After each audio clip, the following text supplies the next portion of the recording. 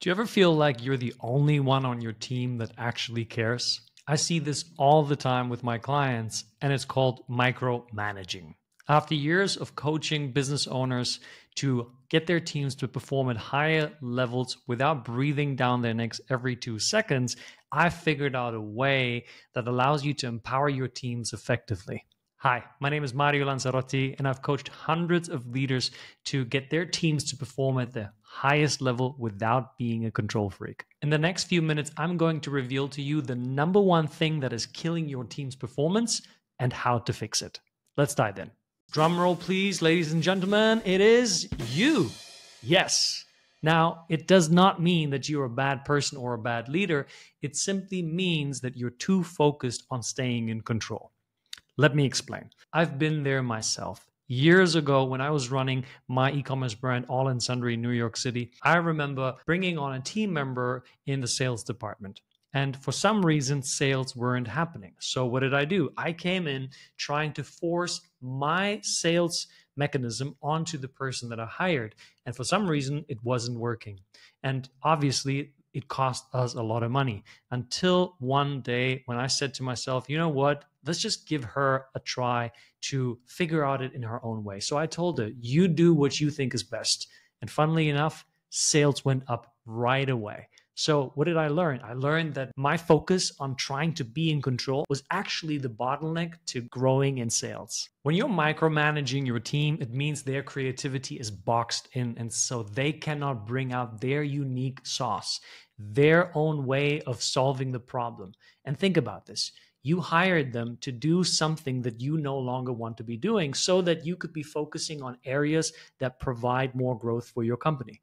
But even if you're now focused on those areas, half of your brain is now still trying to manage whatever they are doing at the same time. And so you're going to burn out. So what's the point of hiring in the first place? Even if you end up firing those people because you think they're not performing, you're going to bring in new people and the same problem will prevail. I realized that I needed a new approach, and that new approach needed to come with a greater element of trust, because only when you have trust will you give up more control to other people.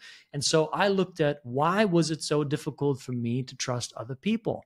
It was because I didn't trust myself enough, and it was all rooted in making mistakes. See, I was terrified of making mistakes, and I had to reroute my own thinking about making mistakes that helped me give up more control and trust people more. So what did I do?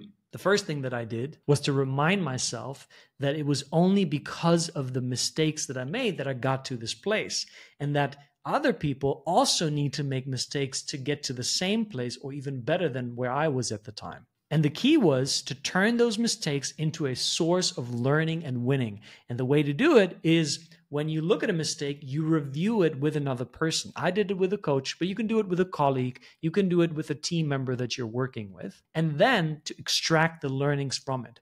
And when you can do that, the final part is to celebrate the mistake and is to celebrate the learning. Because if it wasn't for the mistake, you wouldn't have the learning. And if it wasn't for the learning, you wouldn't get the result. You guessed it. This is the essence of learning to have more trust within yourself, to understand that mistakes are a natural part of the learning process. But if you want to learn more about how to step into a greater level of leadership, click this video here and I'll see you in there. But before you run away, here are some baby steps that you can implement right away for you to have a greater level of trust and for you to be a better leader so that your team performs at a higher level. The first thing you do is you create an SOP, a standard operating procedure. This is in essence a way for people to understand, how do you get the job done? How can you replicate a result? What is your thinking? So an SOP requires you to be very detailed and to explain things in the language of someone who just completed a basic high school level. When it comes to empowering people, don't focus on just assigning them tasks. Give them entire projects and allow them to have room for, you guessed it, mistakes, because it is those mistakes that allow them to learn from it and ultimately empower themselves. And that's what you want. The next thing that you want to do is you want to be transparent. Let them know about the ins and outs of your business. Teach them your secret sauce. Give it away. Is there a risk that they will take it and start their own business with it? Yeah, sure.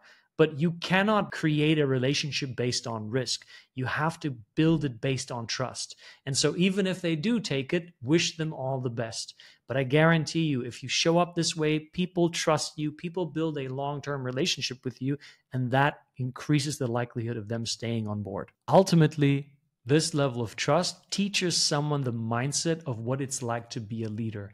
This will give them the example that they need to embody when other team members are coming on board. Because at some point, you may no longer be the person that trains other people. It may be some of the people that you train now. And that is a massively empowering step for them.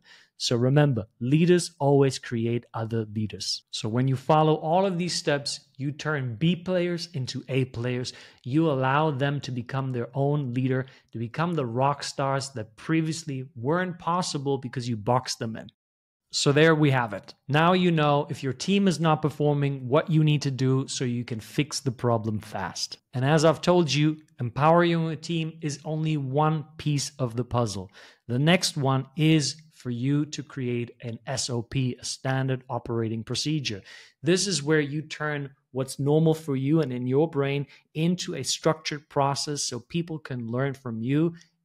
That means your time will be freed up and your business is ready to be scaled. If you want to learn more about SOPs, click this video right here, and I'll see you in the next video.